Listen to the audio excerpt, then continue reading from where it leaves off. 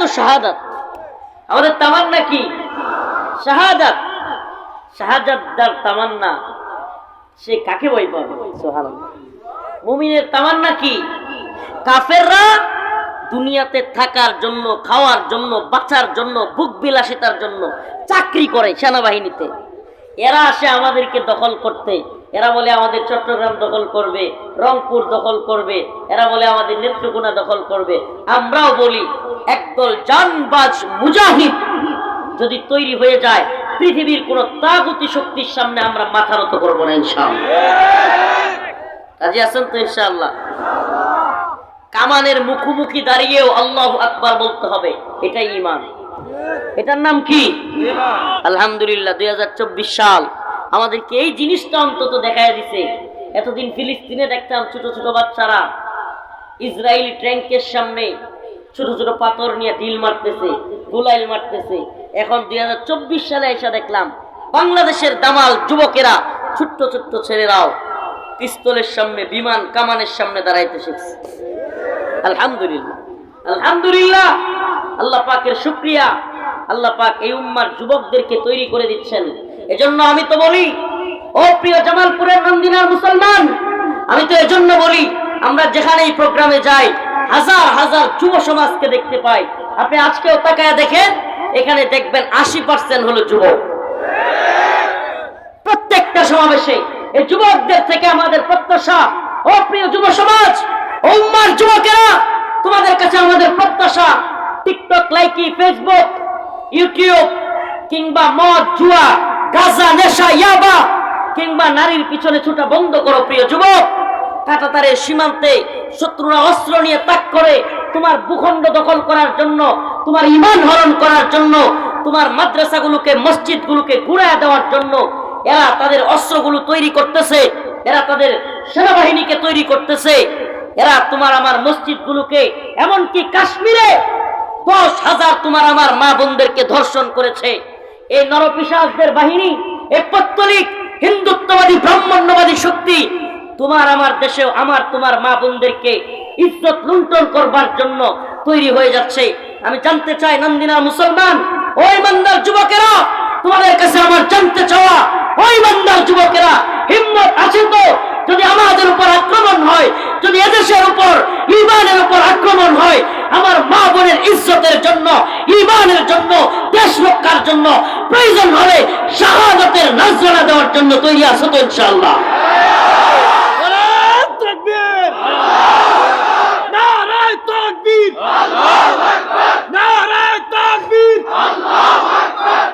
ইসলাম আমাদেরকে শিক্ষা দেয়। সুবহানাল্লাহ। হযরত বিলালের একটা ঘটনা বলি। হযরত বিলালকে সাহাবায়ে কেরাম জিজ্ঞেস করলেন। বিলাল রাদিয়াল্লাহু আনহু যখন আজাদ হয়ে গেলেন, সাহাবায়ে কেরামের সাথে আসলেন।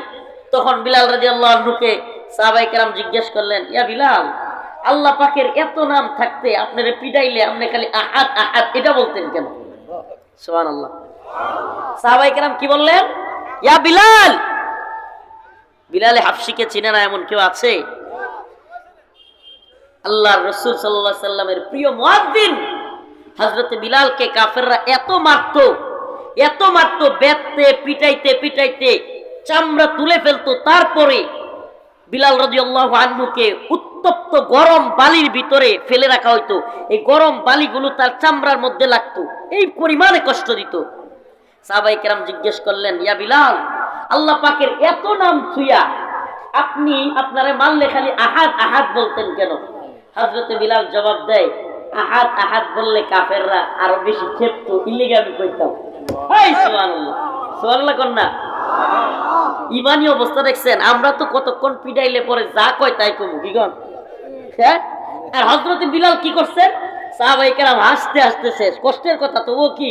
সাহাবায়ে কেরাম বললেন, আয় হায়, আপনি কোন কি কয়? আহাদ আহাদ বললেই উনার যে মনিব ছিল, উনি যার ঘরে থাকতেন, ওই বদমাশ বেশি রাগান্বিত হইতো, এর লিগে আমি আহাদ আহাদ কইতাম। সুবহানাল্লাহ কন্যা। আব্দুল কুদ্দুস ফারুকি দামাত বারকাতুহুম আমাদের দেশের একজন বক্তা, তারাই ওয়াজ করেন, আফগান মুজাহিদ। তিনি একটা কারগুজারি শুনাইলেন যে আফগানে থাকা অবস্থায় আমেরিকা রাশিয়ার ড্রোনগুলো, বিমানগুলো বোমা নিয়ে উঠতে থাকতো, আর মুজাহিদরা নিজ দিয়া শরীর চর্চা করার জন্য ফুটবল কিন্তু। আরে এটা বুঝাইতে পারবো না, এটা আরেক ঘন্টা ওয়াজ করলেও আপনারা বুঝাইতে পারবো না। এই বিষয়টা আপনি বুঝছেন কিনা? উপরে কি উঠতেছে? বিমান, যুদ্ধ বিমান, বোমা নিয়ে বোমা ফেলতেছে নিচে, আর মুজাহিদরা কি করে? ব্যায়াম চর্চা করার জন্য কি গেলে? সুবহানাল্লাহ। আব্দুল কুদ্দুস ফারুকি উনি উপর দিকে তাকায় আছেন, এক মুজাহিদ কমান্ডার কয়, ও মিয়া মৌলভী বাংলাদেশি, ফুটবলটা আগে দাও।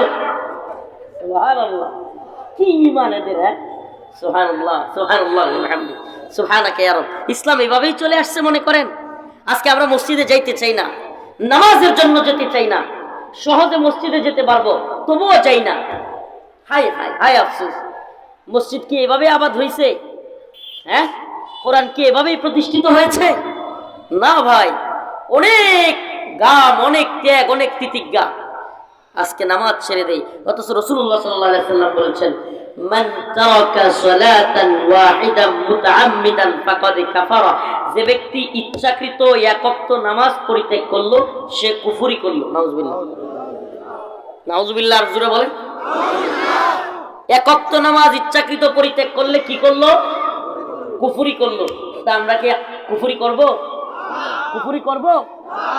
আজকে থেকে তাহলে নামাজ কে কে ছেড়ে দিব? হাত তুলে। এই যে এক চাচা তুলছে, এইদিকে আরেক চাচা খুব চালাক, কেমন দাড়ি খাওয়া যায় আমি দেখছি। এটা ছাত্রদের মতো, এটা একটা ক্লাসের মতো। আজকে থেকে আর নামাজ ছাড়বো? হাত তুলেন সবাই। লিল্লাহি তাকবীর, লিল্লাহি তাকবীর। সবাই বলেন আস্তাগফিরুল্লাহ ওয়া আতুবু ইলাইহি, আস্তাগফিরুল্লাহ ওয়া আতুবু ইলাইহি। আয় আল্লাহ, আমি তওবা করিতেছি, আর নামাজ ছাড়বো না, আর নামাজ ছাড়বো না। ছাড়বেন না তো ইনশাআল্লাহ? আল্লাহকে যে আল্লাহ বলে ডাক দেয়, আল্লাহ এত খুশি হয়। সুবহানাল্লাহ। ইল্লা মান তাবা ওয়া আমানা ওয়া আমিলা আমালান সালিহান ফাউলাইকা ইউবাদদিলুল্লাহ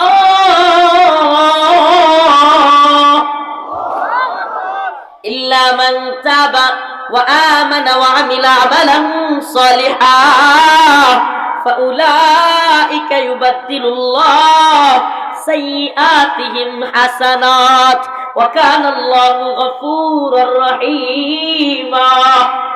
আমার আল্লাহ রাব্বুল আলামিন বলেন, বান্দা একটা নয়, দুইটা নয়, 100 নয়, 1000 নয়, তুই যত গুনাহ করে ফেলিস না কেন। অনেকে আছে কি জানেন, আমাদের মধ্যে একটু গুনাহ করে ফেললে, খারাপ কাজে জড়ায় গেলে মনে মনে কয়, হায় রে এমন খারাপ কাম করছি, এখন আবার নামাজ পড়বো। নাউজুবিল্লাহ। এটা শয়তানের আরো বড় ধোঁকা। এটা শয়তানের কি? আরো বড় ধোঁকা। মানুষের মনে মনে মাঝে মাঝে আসে কিন্তু, হায় রে এত খারাপ কাজ করছি, এখন নামাজ পড়বো আবার। এটা শয়তানের আরেকটা জাল।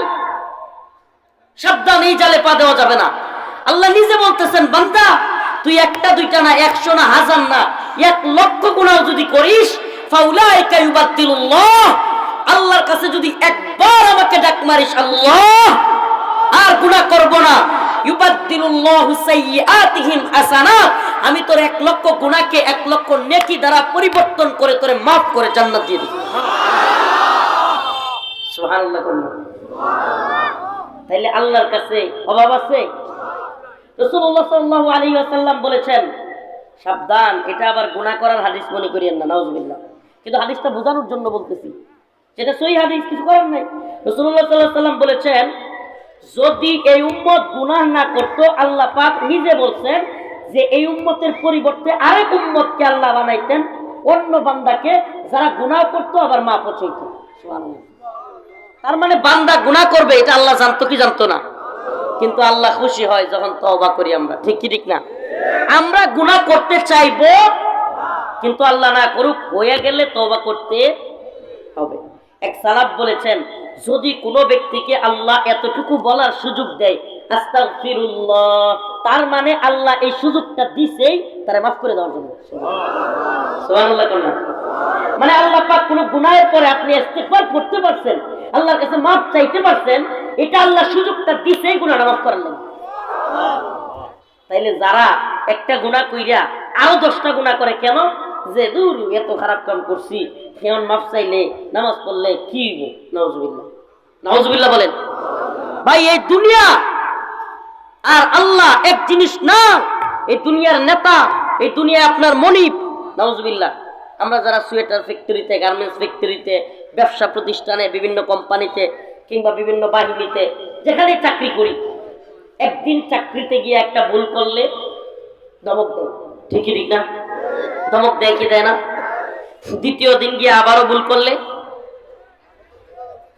তেইরে আসে, তৃতীয় দিন বের করে দেওয়ার কথা বলে। এরপরে আর চলে? কথা কন না, চলে? মনে করেন অফিসে যান না একদিন, প্রথম দিন বকাঝোকা, দ্বিতীয় দিন হুমকি, তোরে বের করে দিব কিন্তু সাবধান, তৃতীয় দিন বের করিয়ে দেয়। আর কোনো ক্ষমা পান? কেউ পায়? কিন্তু আমার আল্লাহ এমন না। সুবহানাল্লাহ। এই দুনিয়ার লোকদের সাথে, দুনিয়ার মানুষদের সাথে মালিককে মিলায়েন না ভাই। আমার মালিক বান্দা যত গুনাহগার হোক, আল্লাহর কাছে যখন চায় আল্লাহ তত বেশি খুশি হয়। হাদিসে পাকের মধ্যে আসছে, রাসূলুল্লাহ সাল্লাল্লাহু আলাইহি ওয়াসাল্লাম বলেন, কোন ব্যক্তি সফরে বের হইছে, তার সাথে অল্প পানি আছে, অল্প খাবার, আর একটা ওট। কি আছে? ওট। একটা বাহন, কিছু খাবার, কিছু পানি। এমন জায়গায় নির্জন এলাকায় সে গেছে, হঠাৎ করে সে দেখলো তার খাবার পানি সহ তার বাহন নাই। এই সুবহানাল্লাহ, এটা আপনি বুঝবেন না। লম্বা সফরে আগের দিনে যারা যাইতো, হাদিসটা ওইভাবেই তুলনা করা হয়েছে। লম্বা সফরে বেরোতো উঠে, হালকা খাবার, অল্প খাবার নিয়ে সফরের জন্য, আর পানি নিয়ে। হঠাৎ করে সফরে গেছে, খাবার পানি সহ উট নাই। বলেন এই লোকটা যখন দেখবে মরুভূমিতে উটও নাই, খাবার পানিও নাই, তীব্র গরমের মধ্যে হাঁপায়া গেছে, পানির পিপাসায় দমটা ছটফট ছটফট করতেছে, চতুর্দিকে দেখবে হাইরে কোথায় যাব, হাইটা যাওয়ারও উপায় নাই। এমন অবস্থায় এই লোকটার মন কি পরিমাণ খারাপ হবে? দিক বেদিক। হঠাৎ করে তার মাথাটা একটু জিমাইতেছে, জিমানো থেকে উইটা দেখে তার উট খাবার সহ হাজির। এই ব্যক্তি যতটুকু খুশি হয়, আল্লাহ পাক তার বান্দা গুনাহ করার পরে আল্লাহকে ডাক দিয়া তওবা করলে, সিজদা দিলে, আল্লাহ পাক তার চাইতেও কোটি গুণ বেশি খুশি হয়। তাহলে গুনাহ যারা করে ফেলছেন, যে নামাজ যারা ছেড়ে দিয়েছেন, আল্লাহ মাফ করুক। আজকে থেকে তওবা করবেন তো ইনশাআল্লাহ? তওবা করবেন তো? তওবা করবেন তো?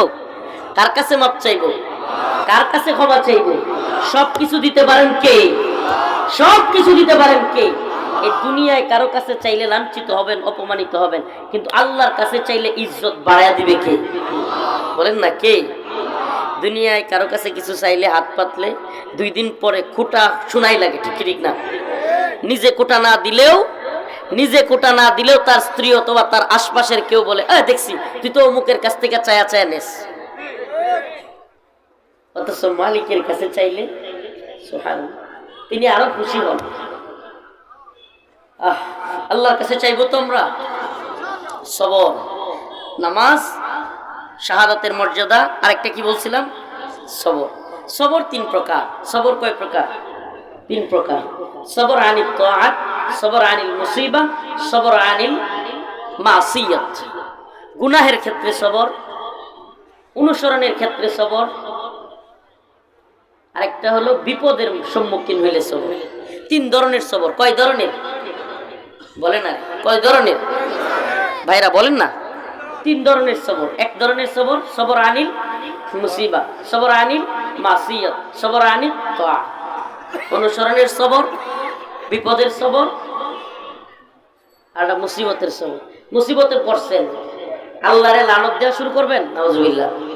দিবেন?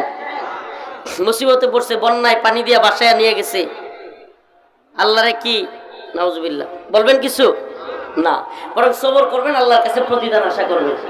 আল্লাহ পাক একদিন না একদিন প্রতিদান দিবে।